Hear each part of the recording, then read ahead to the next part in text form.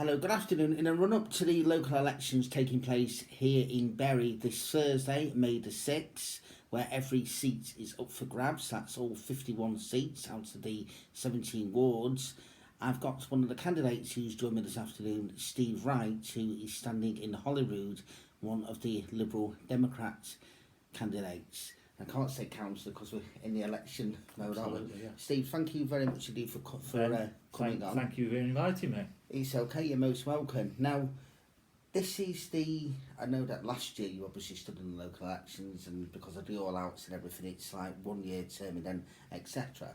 So just for anyone who is not aware about how it's all set up, anyone that's elected on Thursday, am I right by thinking it would possibly be 2 or 3 years, or even a 1 year term, because then it gets into the stage of the fallow year in about 3 years? It's 1 year, 2 years, and I think then 4 years. So whether when people make the votes, please make sure that you do make 3 votes, and you can't do 3 votes for the same person. Make 3 individual choices, but when you do make the 3 choices, whoever in that ward, in that area, who is the most popular will have a 4-year term, and then depending on who is the next most popular, they get a year less and a year less, taking in obvious consideration the fallow year as well, and that's how it works. And then moving on after that 4-year term, we're up to the normal re-elections where it's a third of the councillors are always redone, and then in about 20 years or so we'll have the same scenario where they rejig all the wards and decide that, you know, an average of person per ward, and we all have an all out again. I remember the last time in 2004 when I stood myself as a candidate, and I remember delivering a leaflet where I was standing in Church Ward, and it said about voting for 3 candidates, and someone was there at the window. They said, "There's the thing," and they thought I was actually giving them the ballot paper, and I said no. I said, "You'll get a ballot paper nearer the time." That all-out election in 2004 was all postal votes as well. It was also the same time as the European elections as well, but they've not gone for that this time, have they, thinking about it?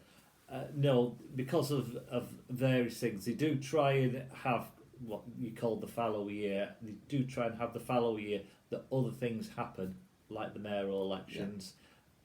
In the olden days, it used to be the European elections as well.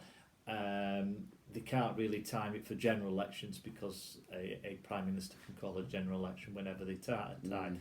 What happened last year was, although I was up for a 4-year term, the councillors who were up for that 4-year term got a 5-year term, and therefore last year we were on a council election which was the same as the GM mayor as well. Right. And we felt there was a little bit of an Andy Burnham bounce, which affected the results, but this time it is just the local election and it's just about the local politics.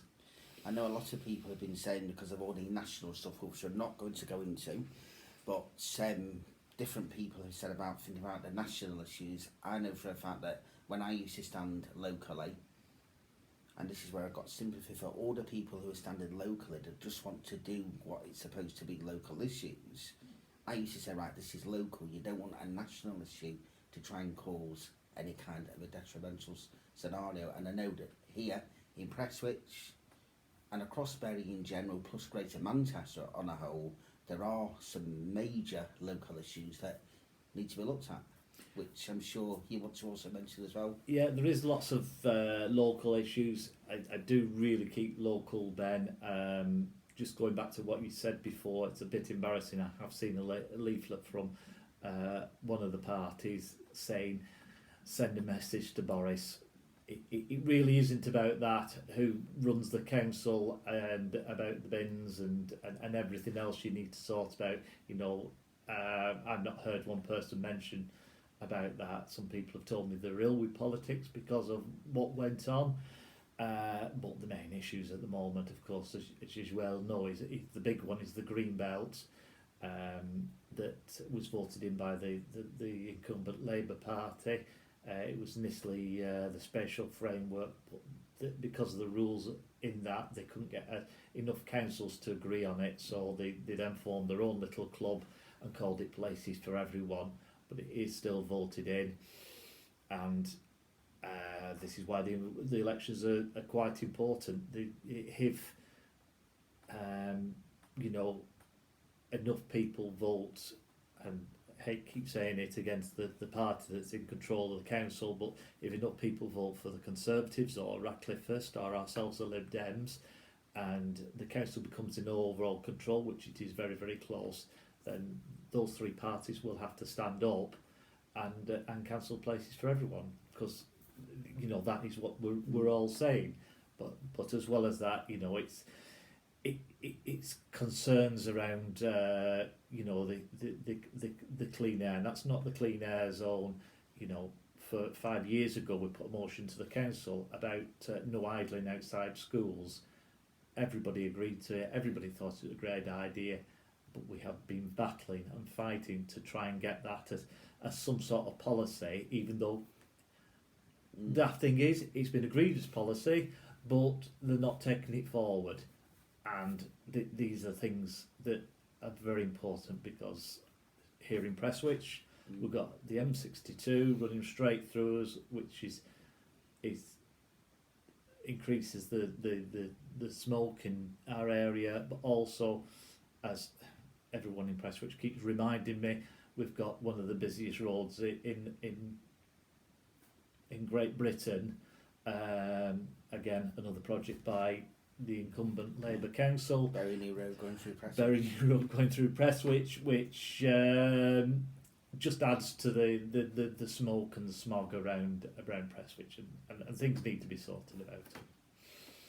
Has anything been done in terms of trying to arrange more trees and different things? And I know with the Queen's Platinum Jubilee coming up in just a few weeks' time, people are being encouraged to plant a tree and everything. Yeah. Has anything been said regarding that at all, locally or across Bury? Across Bury it has been mentioned, and this is a thing that we're going to get into. The main thing that's been mentioned about the Queen's Platinum is that we asked for a waiver for road closures. Right. Because normally if you ask for a road closure to close off a road to have a street party or whatever, there's a fee. So we have asked for it to be done, and to make the process a lot easier, because I'm sure a lot of people want to have these street parties for the Platinum Jubilee. Yeah, because I think the deadline, was it early April or was it just before Easter when it was the... just try and see if I can position that camera just a little bit better, that way you can see the last two of us. You've mentioned there about the green belt, and of course that's something that's been going on now for quite some time. There's also this kind of congestion charge with this clean air zone, where decisions potentially being made in either July or whenever, which is still... And then there was the announcement yesterday by Andy Burnham about buses and about funding and various different stuff. So really, as it stands at the moment, is that something that you'd be fighting against, the actual the clean air zone in that sense, in terms of the congestion charge, or what is the stance locally? The initial congestion charge, we were in favour, we voted in favour for it. As I've already explained, you need to clean up the air. The way it has been implemented, and I hate to use the excuse because I just knew it would be the excuse that everybody would use, but since COVID, all sorts of prices have gone up, and the funding hasn't gone up for what was being supplied for the clean air charge to make vehicles compatible, the business vehicles that were being hit with this congestion charges. So they now find it's unviable to be able to convert the vehicles and things like that, because that funding hasn't increased. And this is what the thing Andy Burnham will be fighting for, is some fair funding to be able to be able to implement the clean air charter, which is as much as possible fair for everybody. So at the moment, when we voted for it, we did vote for it because it was fair, reasonably. Now, in hindsight, it's not fair for anybody at all. Do you think it would possibly be better if they were going to do something where there's some kind of a congestion charge, it was limited to the city centre itself, as opposed to the rest of the conurbation? This is kind of like going back to how it was back in with the TIF bid back in 2008. It's absolutely right, Ben. It's a lot better. You know, there's areas and you're driving in on open countryside in Bury and then in other areas, and you think you're out in the sticks, but you still be hit by a congestion charge. You know, it has to be, even if it was. You said even if it was the M60 ring road that encompassed it really. Would be better. It'll be interesting to see what's said next, because like we just said a few moments ago, it's something that was said yesterday, and then we will just have to wait and see whether or not there is anything. And I suppose in one sense it can all depend on what happens in Thursday, because I mean there's all outs here, but as far as I'm aware, we're the only area within Greater Manchester.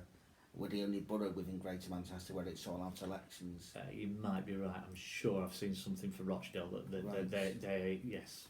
Yeah, but I know Rochdale are an all out as well. I should know. Right. I helped my mother fill a voting form in. Right. So yeah, Rochdale are worth. I'm sure it must be all out. So there was 3 votes for Rochdale as well. Right. So that's an interesting factor then, because there's possibly more rural parts of Rochdale, slightly maybe I could be wrong, than what there is here in Bury, so it'll be interesting to see the. I would say so, but if I know Rochdale as well as I do know Rochdale, it isn't as close as it is here, and I think regardless of whatever, it's still going to be a Labour-run council. Right. Going to talk about possible predictions in a few moments, but. You've been a councillor here since, is it 2016 when you were first elected here, or was it 20? In this area, it's 6 years ago, so it's 2016. Yeah. So what would you? I mean, we've mentioned there about the big issue there regarding the Greenbelt. We've mentioned about the clean air zone. But what would you like to do personally here, locally, if re-elected on Thursday? What other kind of things would you like to do? Stop me when you want to stop me, Ben, really. Okay, I'll really go through the ward. We've got, as far a thing, people don't realise that it's part of Bury, which is the Bagley Crescent area. Mm-hmm. Yes. It really is a badly deprived area. Bury really do ignore it. We have to fight tooth and nail to get any help there. The waste management for there still needs looking at and things like that. We've hopefully got some movement on. There's a load of garage area forecourt that is dilapidated. As far as I know, the guy I've been dealing with has got most of the contacts for the garages, but we are looking to get them cleared. I think the council may want to make that just an open car parking area. I would like something more like a ballpark or something like that, because I'm sure there's no play areas around there, and probably there's a lot of children in those flats and things like that. There is over 1,000 people there around in that area. Next up on the line is Sinister. We need to sort something out for the speeding of the traffic through there. Again, that whole area is the main thing is the green belt again, but there's all sorts of issues around there. In addition to crime, need to try and get police officers up and around that area a little bit more. I won't mention the lane, but there's a lane that is often used for drug deals and things like that, and they need to patrol that a little bit more. And the speeding traffic is the big thing. The big thing that would really help Sinister, the roads are only a car thing in some places, and cars do whiz through there because it is a little bit of a cut through from us to Middleton. Then you hit the Paranthorn sort of area around there. And that's all to do with parking around Heaton Park. A little bird told me that Manchester are thinking of doing a parking permit scheme, which Bury have cancelled all the parking permit schemes we've been trying to get implemented. Right, okay. But Manchester are thinking about doing one all the way around Heaton Park, Again, when re-elected, that's one of the first things on the agenda to get in and get sorted. And then we'll go right round to the town centre, and that needs to be proper consultation. Just going to come in there for a second, because people that may not know this, Heaton Park is actually under control of Manchester City Council, and I think also, is it the National, not the National Trust, but there's somebody else that's also involved now, aren't there, or is it just the City Council? City Council, they have a Friends of Heaton Park and things like that. But. And because a lot of people think, oh, it's all part of Bury, but of course it's not. That whole area of Heaton Park is all controlled by Manchester City Council, so therefore it's always been a bugbear. Also, like it's like you mentioned there, Bagley Crescent and that area going up Hayward Old Road, where you've got the border of Bury and Rochdale, where there's like the different issues that all interacting. So just in case anyone's thinking there about where we say Heaton Park is actually controlled by Manchester. You just remind me of one of my first pieces of casework I had with a gent who went to see a guy, and I still know where his house is, down at Bagley Crescent, or very close to Hayward Old Road, and he gave me 3 pieces of casework to do, and each one was a different council. One was to do with Manchester, one was to do with Bury, and one was to do with Rochdale, because it was their road outside. I once heard of a situation when I was canvassing in Sedgley, and again very close to that border with Middleton Road, and somebody told me about how, because the house was on the border, half the rates went to Manchester, the other half went to Bury. And I thought, but the person who was telling me this had been something from a few years previous, so maybe they'll come to some... I'm trying to... I obviously, because as you know, I was essentially councillor for 4 years as well. I'm trying to think which house it would be. On Mead Hills. But I know which ones you would be talking about on Middleton Road. Yeah, just off the end, I think it was the end of Mead Hill Road. That's the one that you go to if you're heading to the hospital, isn't it? But yeah. But, I mean, you've mentioned there also about Prestwich Town Centre. And I know back in the days when I used to be involved politically doing different stuff, somebody once said to me, and this person was an awful lot younger than what I was even then. I was in my 30s then, and this person was about 18 or maybe a little bit younger. He said, Prestwich will never get sorted out. I thought, don't be so pessimistic. But that was about 14 years ago. It looks like there's a lot of people want to do things with Prestwich Town Centre. You know, the council at the moment have invested in it. They've also got these developers' Muse on board with it. It's just like I said to before, you've got to make sure there's proper consultation. We mentioned Bury New Road. The consultation on that was you can either have a single lane road or you can have a single lane road with a bus lane, and that was your choice. Take it or leave it, buddy. It's that, and we don't. They'll say they'll consultate, but you need a proper consultation with people on what they want, and that will mean things like workshops and things like that with people of what they want and what they require. And when they say this is what we want, don't ignore it and put whatever the developers say, because I do believe that they're really hot to the developers, but that is why you need strong opposition to make sure these things do happen. Because I was a bit, like I said, at the time, I thought of that 18-year-old or whatever age they were, I thought you'd be very, very pessimistic. Unfortunately, now 14 years on, but like you say, things are... There's a consultation going on now, isn't there? Or is it a consultation to then make a proposal? It's a consultation made a proposal, yeah. It's not the final consultation. No. I think it's just got... How shall I say it? Oh, it's just before a local election. We'll bring up our one big selling point. Right, okay. Yeah, it's not the proper consultation on what is wanted. No. I'm just trying to think about some of the other local issues that could be. I mean, obviously Holyrood you've mentioned there and gone around. You've literally gone around the ward, and I know around here locally one of the issues, and this has been something for a very long time, is the pavements. And I know that the council will say you can get so much for such a thing, so much for something else, but it would be nice, wouldn't it, if the council can actually say, well, every pavement across the borough could be, It would be really, really nice. They borrowed a lot of money to relay a lot of roads in the borough, and that was being paid by the money not paid on solicitors' fees and things like that for people who damaged the car in a pothole. Yeah. And that is an ongoing programme, and we're probably about 4 or 5 years into it at the moment. But still, we're finding lots and lots of places. Yeah.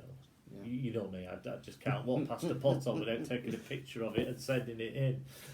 Reminds me of years ago when I used to do this kind of thing and put different pictures on. But I will ask something else before I go on to obviously kind of like predictions, etc. for Thursday. But with these boundary changes, I know obviously Holyrood is still called Holyrood, St Mary's is still St Mary's, Sedgley is still Sedgley. I know that Radcliffe North has been renamed Radcliffe North and Ainsworth. Churchwood is now Bury West. In terms of the demographics of Holyrood, has anything actually altered, or is it so? It is exactly Holyrood is the only, as far as I know, is the only one. It's exactly the same as it was before. The other wards have changed and reconstituted in a little way. Right. Again, I don't get excited about Radcliffe, Whitefield, or further north in Borough, but the area in St Mary's, around St Mary's Park near Rectory Lane, up to Hayward Road, is now in St Mary's, where it was in Sedgley before, and that's the only sort of change in Prestwich. And I can assure you, because I'm a resident of that area, that they have been told several times which area they're in. Right, okay, so in other words then, you're saying, is that from like Whittaker Lane onwards, or is it no? Hayward Road's sort of the border, and Rectory Lane's the border as well. So it's the little area as you go down Rectory Lane, and there's a road off there, which is the Crescent, it's Dane Avenue, and then off that is the Crescent and Brookfield, all that. Then as you go up, because it then goes Rectory Lane, as it goes up, you've got Park Avenue or Park Road. They'll kill me if they hear me call it the wrong thing, but there, and then up, and the Hayward Road area up to the Metrolink Bridge is all there.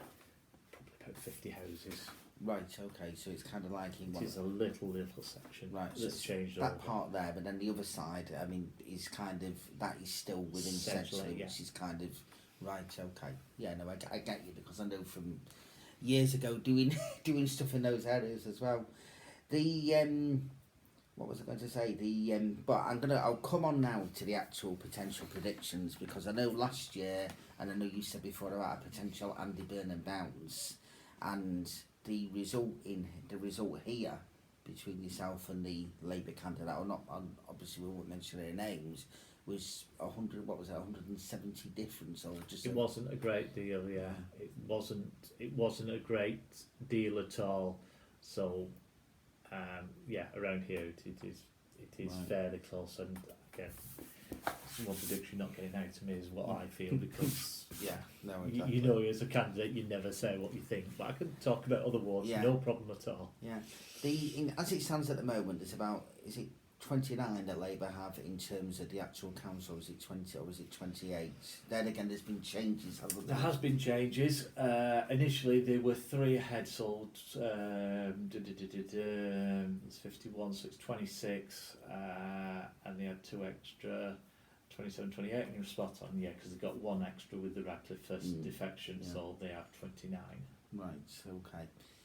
So, as it stands at the moment, and I'm not going to give a prediction, I've said I'll do this on Thursday evening at 10 o'clock. How do you think it could potentially go as it stands on Thursday? I could tell exactly what I think as an instant straight answer, but I could tell you the areas that were also that are a hot topic. There are certain areas that in wards that for certain parties the votes are just weighed, and regardless of a anti-Johnson or the council are doing great, or a green belt, or whatever the issue, or Manchester Clear AFL issue, will not change who the councillors or what party they are from. but there are some that are very, very close that have swapped, I won't call it allegiances, swapped allegiances quite regular. One is Ratcliffe West, where Ratcliffe first took it last year for the first time. We're very close the year before, but last year they took it. Now that councillor is the councillor we've just mentioned before, who's defected to Labour. He's quite an active councillor, but from, and I don't know Ratcliffe at all, but from the conversations I've had with people about Christian Wakeford moving from Conservative to Labour, people don't like it. People don't like voting for a person under one banner and then they just under a whim deciding to go to another one. So he's their main candidate there. From what I've been told by people, a lot of things are being done in Ratcliffe West. Potholes are being filled immediately, etc. So that is a big area. The next big area that people really do need to look at and consider how they're voting is St Mary's. Now that's between ourselves, the Lib Dems, and also Labour. Also very interesting that you've got two party leaders and one is actually the leader of the council as well. 3 years ago we won that, and you could almost call it a landslide. It was about 950 votes, which is a heck of a lot of votes. But last year Labour won it with I think it was about 300 and something, but they took it, so that was a very big movement in voters. Plus, sorry to interrupt you, was it not the year before, was it 2018 or was it 2017 when the then incumbent Labour candidate won by, was it about 49 votes, or it was kind of 19 votes? Yeah. It was the year before that they won, and you know from your political things that on the day people say, oh well, it's close here or it's close there, and everybody goes trying to get the extra vote out to make the difference and all that lot. On that, Labour thought they were 100% safe, right, and they got a little bit of a scare that it was so close. The year after, again, and we keep mentioning this in full council, year after you get things like Butterstyle Lane, that is the only lane in Bury to have road safety measures and be relayed at the same time done. I won't tell you who lives on that lane.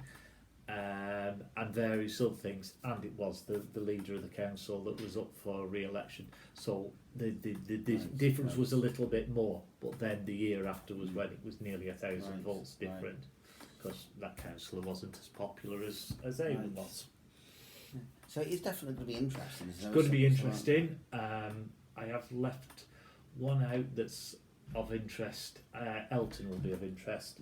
Normally Labour, and again, I think they've got a mixture of councillors at the moment. But again, Elton, like ours here, Holyrood, is really invested in the green space, places for everyone. I've noticed with Elton over maybe the last decade or so, when there's a general election on the same day like there was in 2010, the Conservatives held it. Labour gained it other times, but then when there's a general election, they tended to, or maybe I'll say when there's a more of not just a local vote, because they lost it last year, Labour did, and the Conservatives won it, but Labour lost it. Labour lost it in 2015 as well. Yeah. There wasn't local elections in 2017, was there? Because it was one of those fallow years. So it tends to be, it's one of those. It does kind of swing. It swings a lot, yeah, so it's always one to look for, yeah. There's another one, and I don't want to indicate any of my predictions, because I like to have a bit of fun when I try and do these predictions on the night. I know Unsworth could be Bell water seats, that's what they call it, isn't it? Where they can go anywhere. It is quite close. How can I put this in the nicest possible ways? If there's quite a swing and a swing to the Conservatives, it could go to them. Last year, that was really the one ward that I've just mentioned 3 wards that the big fight is on in this year. Yeah. That was the big ward last year that they all fought. I don't know Right. how many times Andy Burnham turned up there. The Conservatives were constantly round there. I think they've just stepped back from it a little bit because Right. the candidate who'd worked that area for 2-3 years trying to get himself elected, and as far as I know, he worked quite hard, has been moved to the Pilkington Park, like almost a safe seat, because obviously he's worked very hard for the party, thought he's really good, and they want to give him a chance as a councillor. He's now been moved to Pilkington Park. Right. So it's 3A and others that, and as well as doing, trying to establish the name of the person in the area and things like that. So I've got a feeling like it's one of those possibly to secondary have a look at that the result could go either way.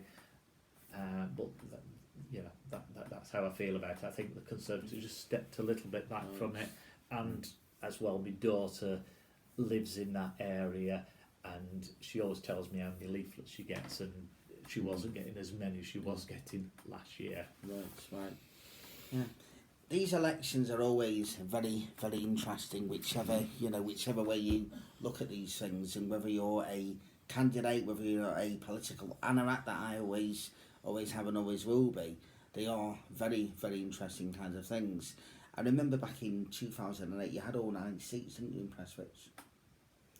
And then that altered then in 2010, and then of course after the coalition and various different kinds of stuff. But then things have started to like you say, to come back a little bit. Yes. Let's hope that we move forward. We've got 4 councillors at the moment. Let's hope we have a few more come next week. Now the count starts at 10 o'clock on Friday morning, so it's not going to be the all-nighter like used to be the excitement at one stage. Yeah. So 10 o'clock it will start. So would you say results possibly start coming in by 12 o'clock lunchtime rather than 12 o'clock midnight, that kind of stuff? I would imagine so, because the boxes will be all there ready to go, and if verification starts pretty quickly, it'll be lunchtime-ish on Friday that we'll know some sort of results. And one thing I can ask, because obviously regardless of the scenario, it can still be something, has there been much of a response from the poster vote so far?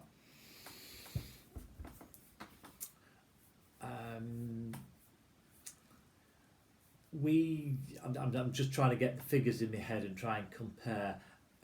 There's been a good response as far as I'm concerned in them.